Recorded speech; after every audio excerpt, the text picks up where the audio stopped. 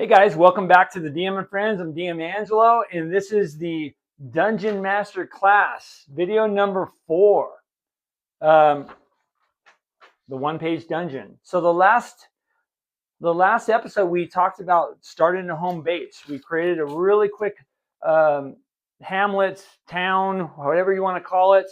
Added a couple buildings. We created that starting point for our players.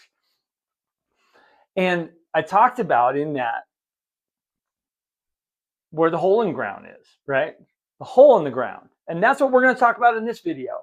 We're going to talk about your very first dungeon, the place where your players are going to explore, the first place they're going to explore. And I'm calling this the one-page dungeon because I have a very simple way for within 30 minutes, you can create this dungeon, be ready to run it tonight, minimal prep, and have a great time with your players. It doesn't, you'll be surprised, it doesn't take a lot. You don't need to write a novel. You don't need to write a mega dungeon. You don't need to have 50 factions. You don't have to do another Temple of Elemental Evil. You just have to have a one-page dungeon with this formula. And I'm going to show you guys with just graph paper and a pencil. Even though in this, I use pen so you guys can see it. Graph paper and a pencil and easy peasy. All right, you guys. So let me show you guys how to do this. So the first thing you do on your graph paper, okay, I've pre-filled this out. But on your graph paper, you're going to write on the top. Okay, you're going to write you're going to put on there your reason. Okay, what is the reason that these players are coming here? Okay, so because they started in this town, right? Maybe they heard some rumors. Maybe they were hired by a farmer. So my reason that I put on here is the farmer's son went missing. Okay, so this is the reason. Farmer's son went missing, and they're hired by. You don't have to fill out the hired by, but maybe it's just a rumor that the son is missing. Right? Easy, one sentence, done. Write it out on the top, okay? So now you have a basis. And then the second one, you're going to write what the problem is, okay? So the problem is what? In this one, I'm going to say a faction of goblins has camped out at this cave entrance and captured him, okay? So that's the problem. And it could be in the form of, like I said, factions or anything that's, an owl bear has been, terrorizing the area, and this is where his lair is, that kind of stuff. Anything. So you keep it with those simple one sentences, and now you have a basis to make your map, okay? So next step is you're going to draw your dungeon, okay? And what I recommend you do right in the center of the map, you start out with a room. Okay, a room with 2 entrances. One might be a secret, one might be a normal door, right?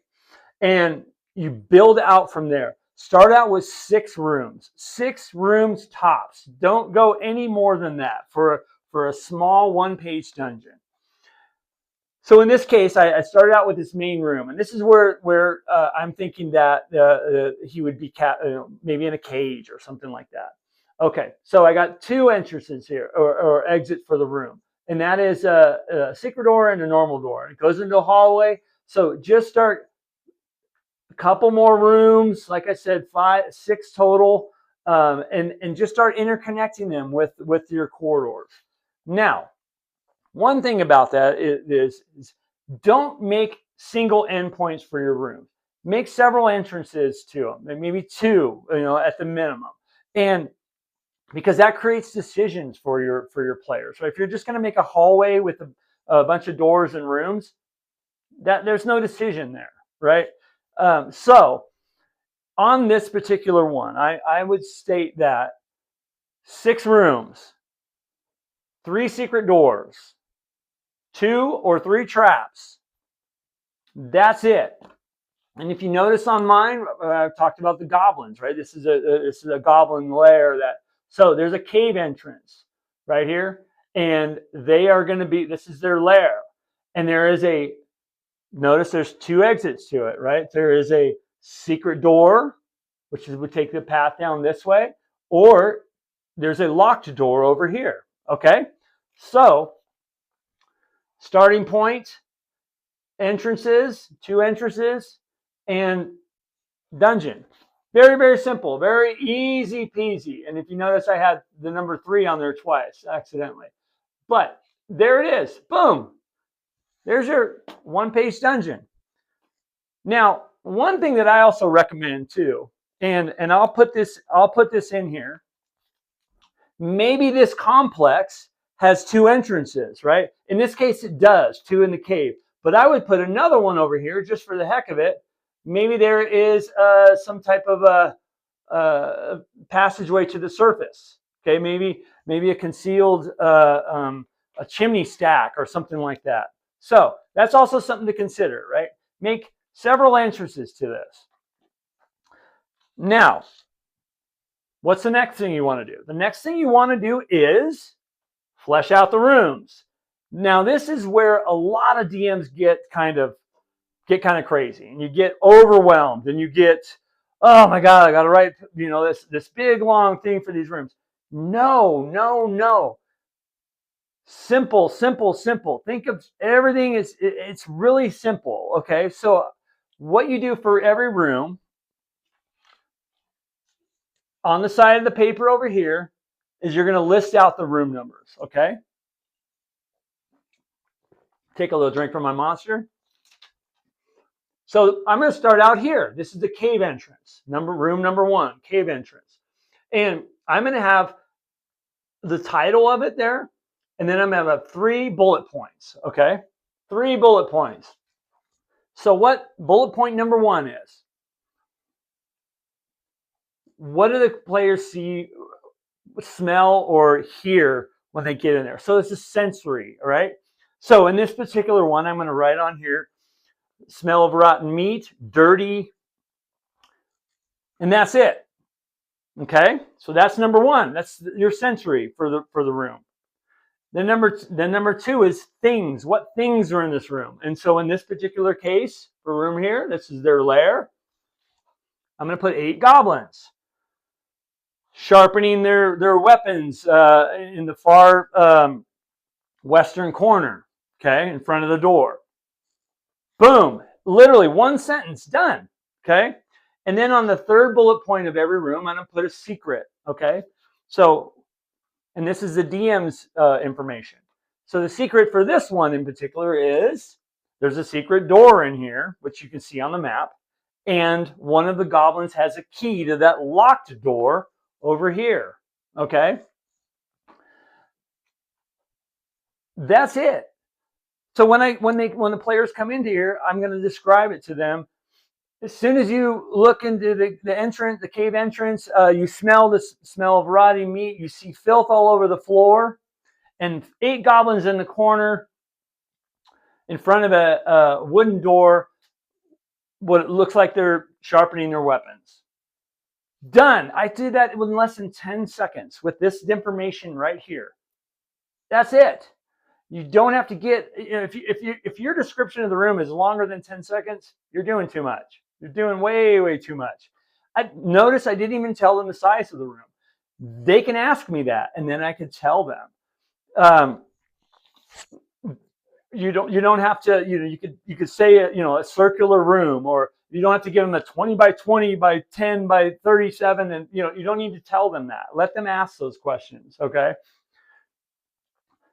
10 seconds or less. That's your description. Boom. Done. Try it. I'm serious. So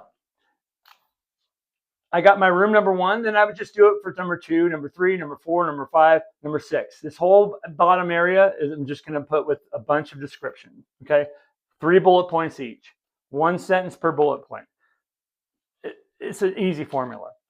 So now, the very last thing that I would do on this 1-page dungeon is I'm going to make a place over here, and this is going to be my Wandering Monsters table. Okay. Wandering Monsters. Now, the interesting thing about that is you don't need to overthink that either. What I would do is put 1, 2, 3, 4, 5, 6, and generally, I would put 2 very kind of easy type of encounters with monsters, right?